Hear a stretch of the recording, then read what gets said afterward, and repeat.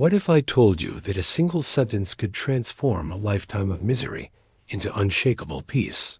That one phrase, repeated in the darkest moments, could turn a forgotten outcast into someone who finally understood their true worth? Today, I'm going to tell you about Marcus Thompson, a 34-year-old janitor from Detroit who lived every day feeling like the world's biggest failure, until the night he discovered 3 words that changed everything.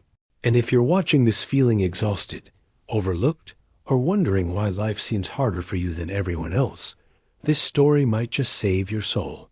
But before we dive in, hit that subscribe button, because here at The Day Everything Changed, we don't just tell stories. We share the moments that transform lives forever. But Marcus's story doesn't start with hope. It starts in the basement of a downtown Detroit office building at 3 a.m., where he's about to make a decision that will shock you. The fluorescent lights buzzed overhead as Marcus Thompson pushed his mop cart down the empty corridor of the Renaissance Center.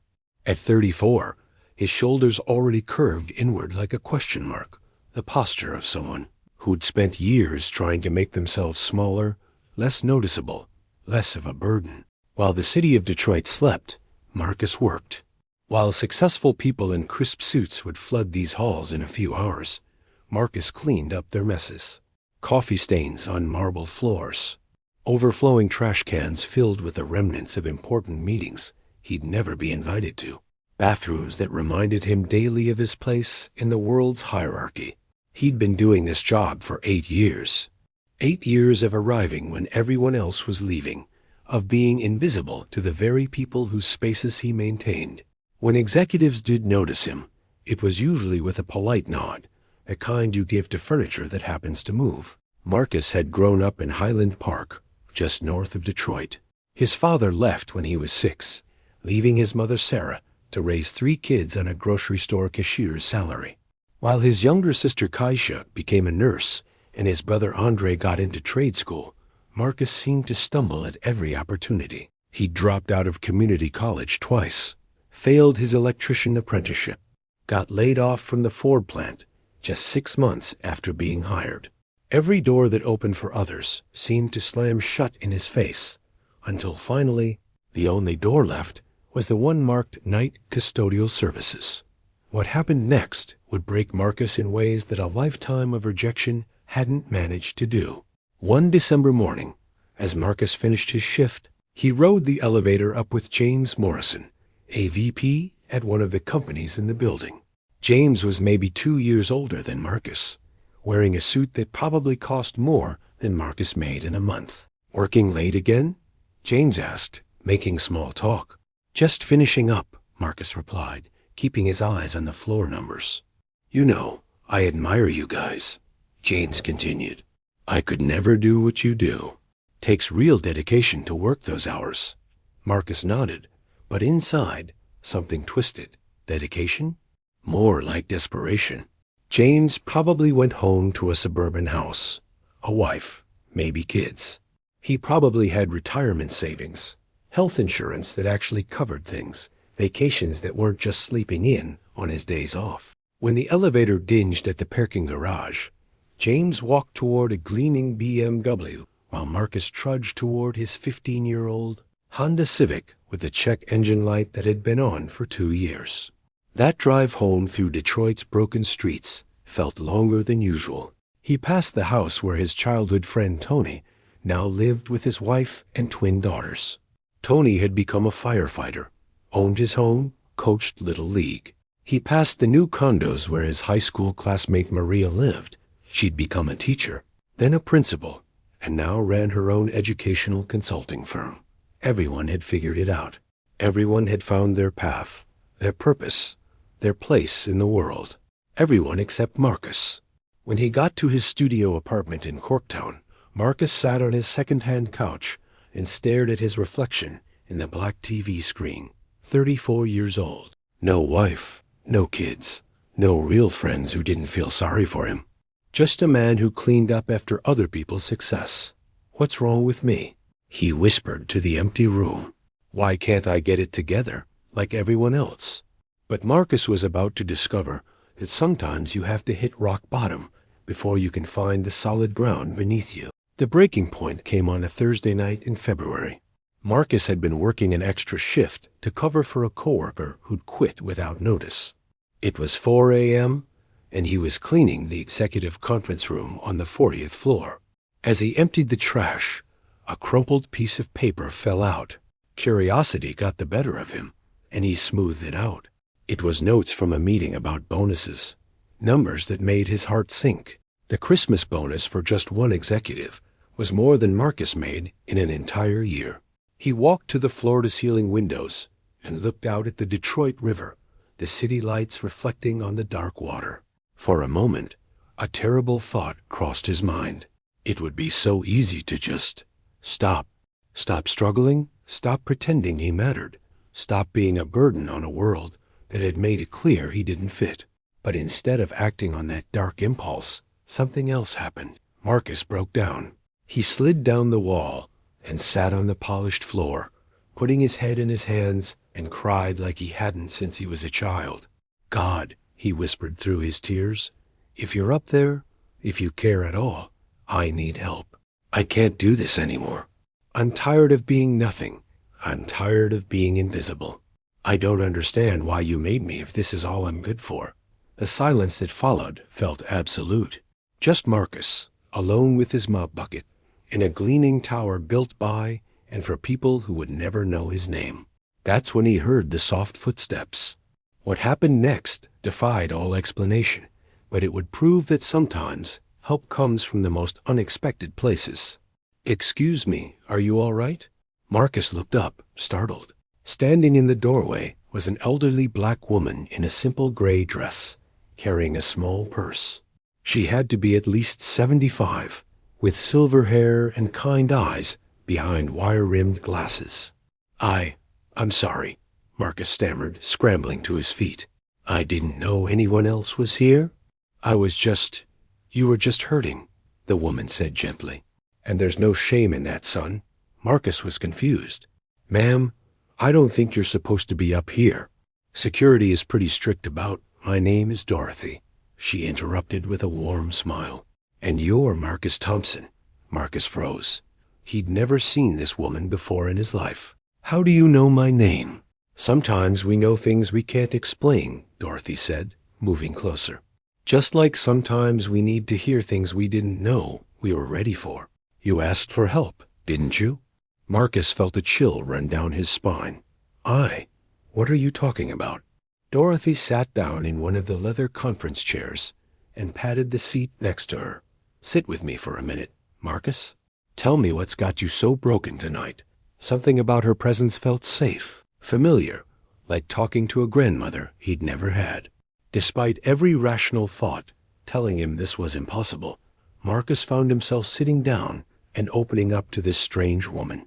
He told her about the years of failure, the constant rejection, the feeling that life had dealt him a hand he could never win with. He talked about watching everyone else succeed while he stayed stuck, about feeling like God had forgotten him, or worse, created him just to suffer. Dorothy listened without judgment, occasionally nodding or making soft sounds of understanding. When he finished, she was quiet for a long moment. Then she said something that would change his life forever. "Marcus, I need you to listen very carefully to what I'm about to tell you."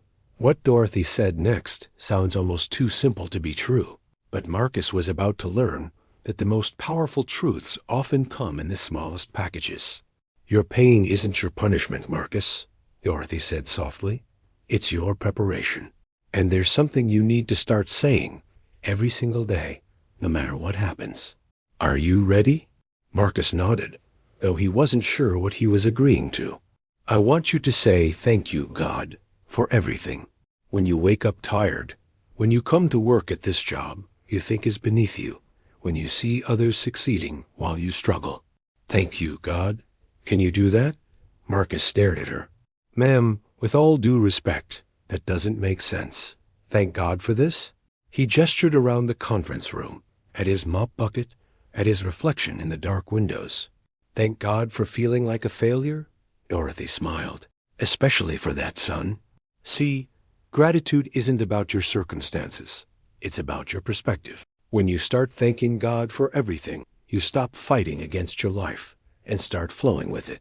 You stop seeing yourself as a victim and start seeing yourself as someone being prepared for something greater.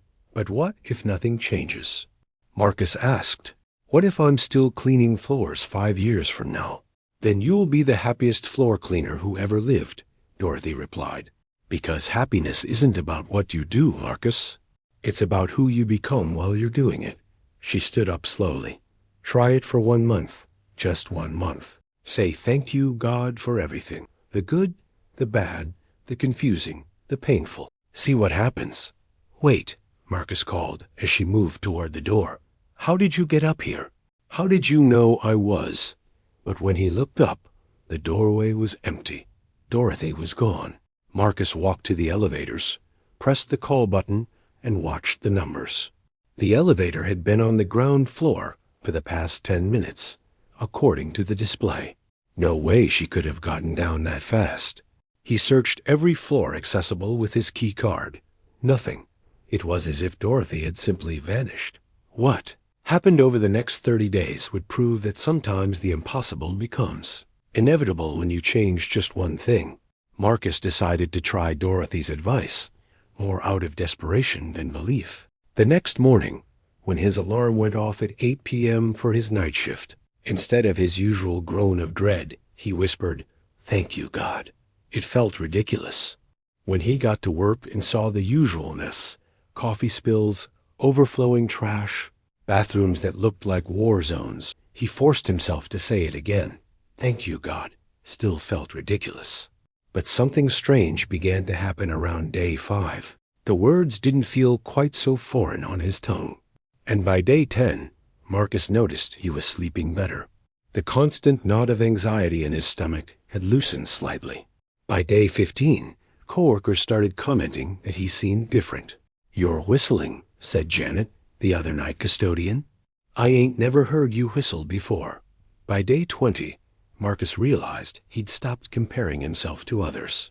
When he saw James Morrison in the elevator, instead of feeling envious, he found himself genuinely hoping the man had a good day. And on day 30, everything changed. Marcus was cleaning the same conference room where he'd met Dorothy when he overheard a conversation in the hallway. The building's facilities manager was talking to someone about needing a new supervisor for the cleaning staff. Someone reliable, someone who knew the building, someone who could train and lead others. Without hesitation, Marcus walked out into the hallway. "Excuse me, Mr. Rodriguez," he said. "I'd like to be considered for that position."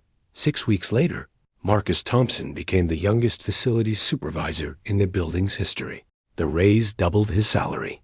The promotion came with health benefits, vacation time, and something he'd never had before, respect.